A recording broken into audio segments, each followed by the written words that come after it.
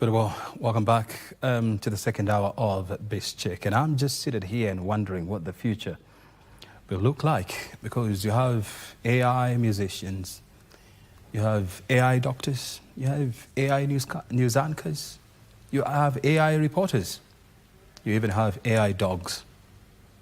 And so virtually you have AI everything. And that is the future. And actually, as we sit here, nobody has an idea how the future will look like. But we all have an idea of what will drive the future, and that is AI.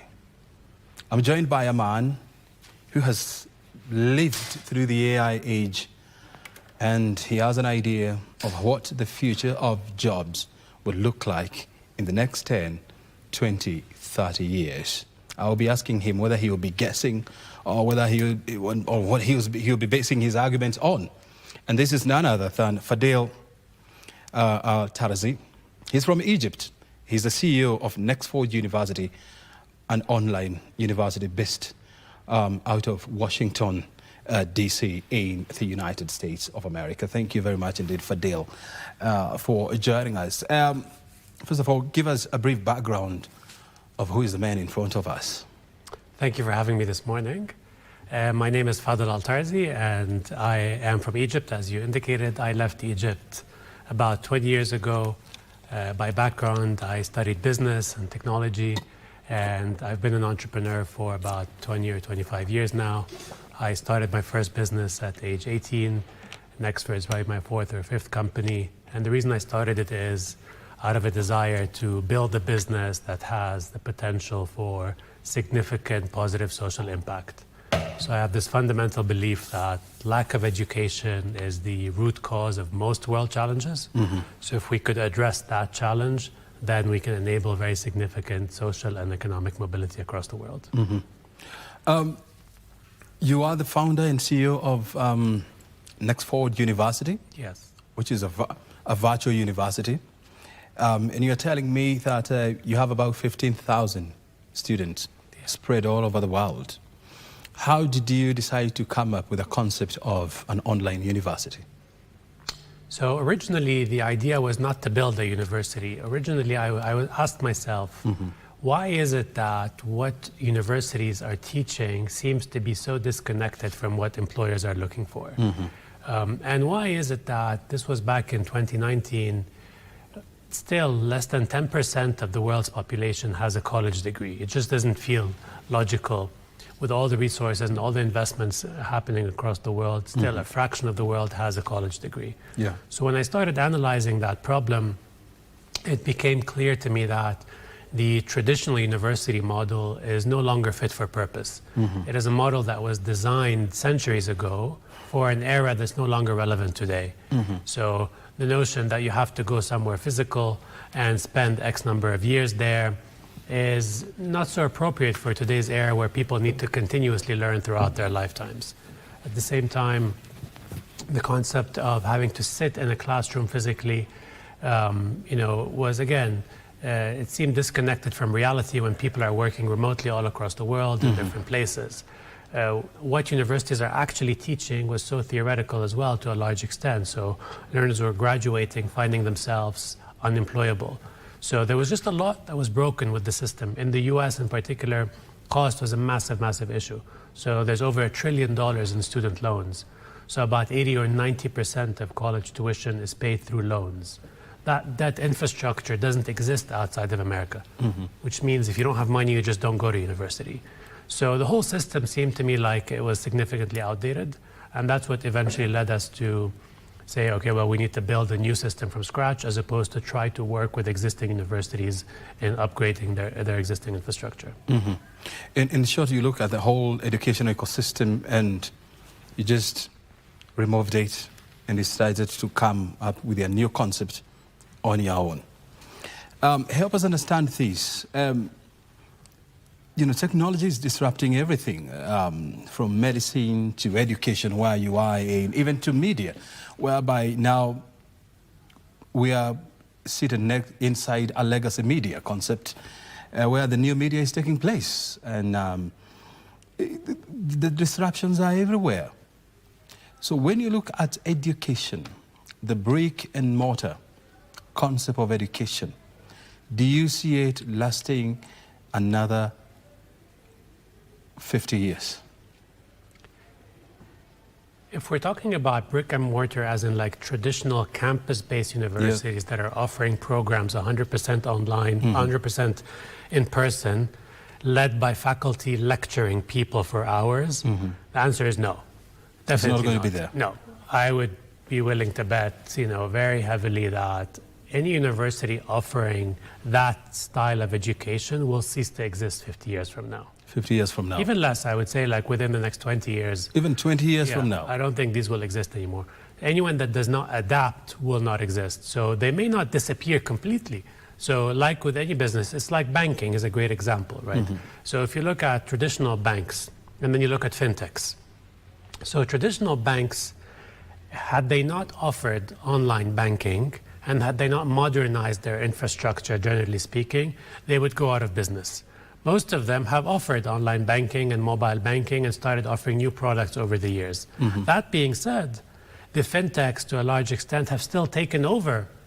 In terms of growth, most of them are growing much, much faster than traditional banks because they're designed for an online experience from scratch. And that's very different.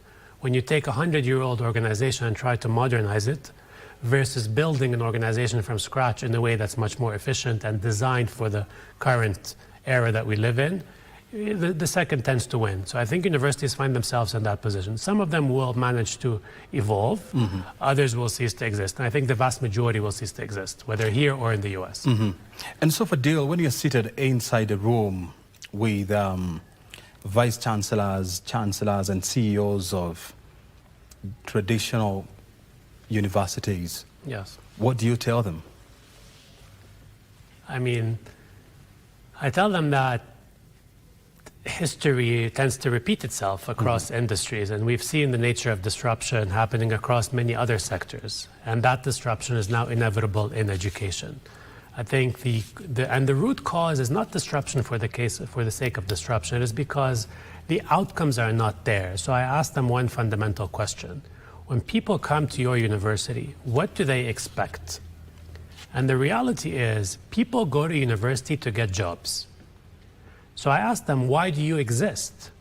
And if their answer is not the same, to help people get jobs, then my advice to them is there's a disconnect between what I call the buyer and the seller. So the buyer is going to university, investing in a service, expecting that service to help them get a job. If the seller is not expecting to help them get a job, then there's a disconnect. And therefore, they will no longer buy your service in the future. But even the answer itself, I think it sounds faulty to me, because the whole point of going to a university is not to get a job, is to acquire a skill that will help you solve a problem. And so even the way then they are architectured, then it is wrong, because that is not how the world of the future is going to look like. I mean, people are becoming more self-driven. The world where we are living today, the education should not to help people to look for jobs, but to create jobs and to solve problems through the education acquired. And so there comes the other question. When you look at the modern day educational system, is it training young people to become conversant with the future that we are getting into? Yeah. So we have to break it down for a second. So what is the ultimate goal of acquiring a skill? So the ultimate goal of acquiring that skill is career progression. So we have to be very practical about it. Many people make the similar argument that people go to university for different reasons, right? To prepare for life, for social reasons. Let's face it, a big part of it is social reasons. If a guy in Kenya here is going to go propose to their in-laws, their in-laws are going to ask him, do you have a college degree, right? It's a fair question. If they say, no, I learned on YouTube, it's not going to go down so well with your future father-in-law, right? So it's similar. But practically speaking, the real reason people get degrees is ultimately for career progression. So those skills are to be able to be put to work. People don't want to acquire skills just for the sake of having skills. They need to apply those skills and use those skills. So universities need to adapt to that reality. If this was a 2-month investment of $100, then they would not need to have as distinct of an outcome. as in like actually get you a helpful job. But if I'm going to spend 3 or 4 years studying somewhere and invest thousands of dollars, it needs to have a very clear return on investment. Now, the most of the current traditional universities are not, to answer your second question, are not preparing people with relevant skills. That is the reality. Now, there are what we used to call soft skills. We refer to them as essential skills, and then there are technical skills or hard skills. The shelf life of the technical skills is decreasing, right? So if I learn a specific programming language today, it may no longer be relevant 2 years from now. But on the flip side, things like critical thinking and communication skills and collaboration has a much longer shelf life. So that is ultimately what universities need to be teaching people. It is really learning how to learn. So that is the most valuable skill. But many university models are still not designed for that. So they focus on memorization and passing exams. So people are ultimately going in order to accomplish one goal, pass the exam. And there's a difference between passing an exam and actually learning and acquiring a skill. They're not the same thing. I've heard this from professionals in the technology and innovation space, that 70% of the skills that are being taught at school today will be irrelevant in 10, 20 years from now. Do you agree with them? I do, yes. So what will happen to us? And you included. I mean, you and I think, aren't going to have that problem in 70 years. But did you say 7 well, I'm years not that or old. 70 years? No, 7. 7 years, okay. Yeah. Yeah, so I agree with it either way. What's going to happen is those who have learned how to learn will flourish and continue to strive, because they will be able to learn and unlearn things. So if I learn how to do something in a specific way today, but I've mastered the ability to learn a new way continuously and evolve, I will continue to grow. But those who have not learned that skill, and back to my original point, have only learned how to pass assessments and pass exams, aren't going to do so well. And there's going to be mass unemployment as a result, because people are simply not going to be able to add value to employers. The needs of companies are going to continue to evolve. So if you're doing something in the same way, but the company needs a different way every year, then they're going to likely terminate you and find someone else that can evolve more. So agility is just becoming more and more important, I would say. And how do you train an old dog new tricks? Yeah, it's a great question. And I think there it's really through applied learning. So, at Nexford, the way we do it is we try to teach people in a way that's applied, as opposed to using like standardized assessments. So what we call authentic assessments. So if you're teaching someone, let's take something like communication skills, right? It's not about going into a course where you learn about communication. It's about applying communication across different verticals. So if you're learning about finance, or if you're in marketing or in HR or whatever the industry, you're learning, how do I communicate with finance professionals? Or how do I communicate with marketing professionals? How do I adapt my communication style depending on the context? So it's about really applied and authentic assessment and competency-based education model, which is what we advocate for at Nexford. We don't use any standardized assessments. We're always giving people contextual projects that mimic what they would actually do in the workplace. But fundamentally, people need to recognize the importance of learning how to learn, rather than trying to pass an assessment or focusing on a specific exam. Very well. If you're just joining us, we are in the company of Fadil.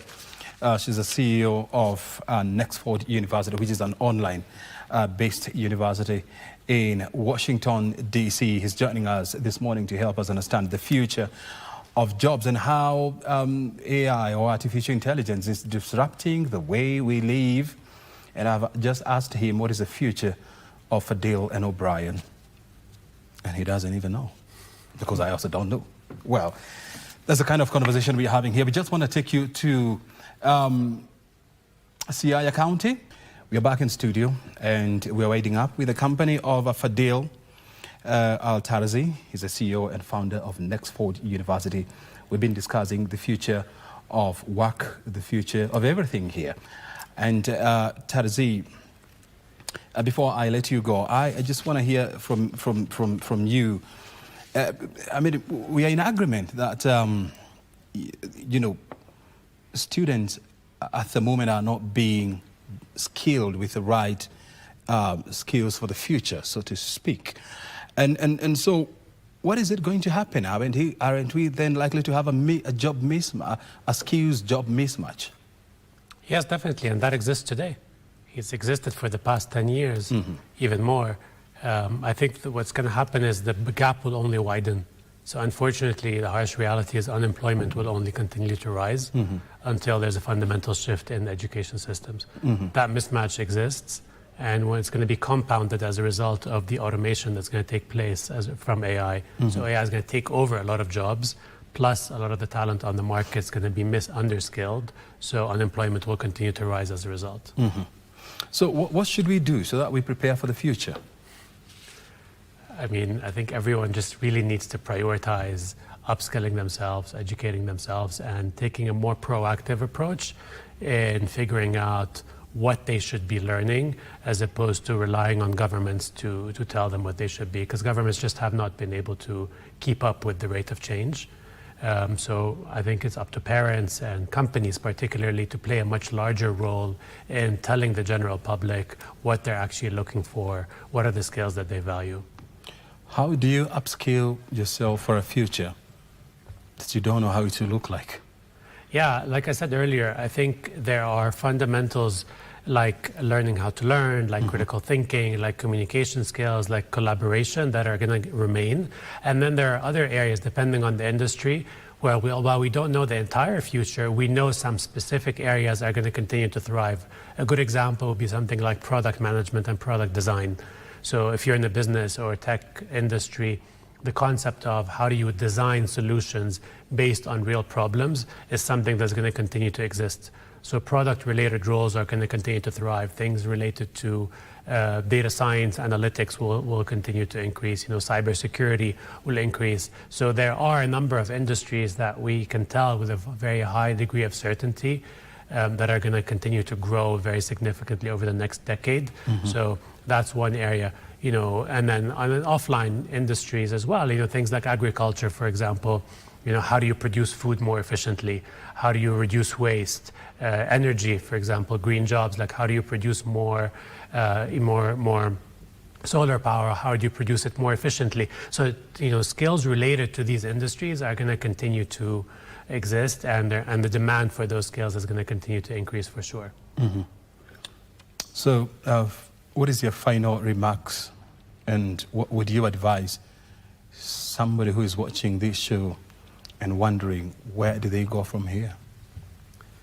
I think if we think about AI and one's core strengths, I think is what people should focus on. So rather than the traditional thought process of pursue your dreams, I would say figure out what your core strengths are and double down on those strengths. Forget pursuing your dreams. Figure out what am I good at and how can I get much better at that.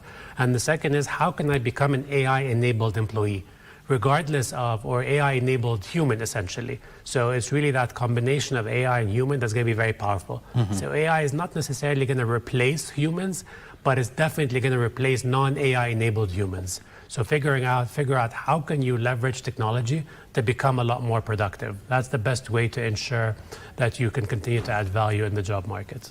Very good. Anything else? Thank you. Very good.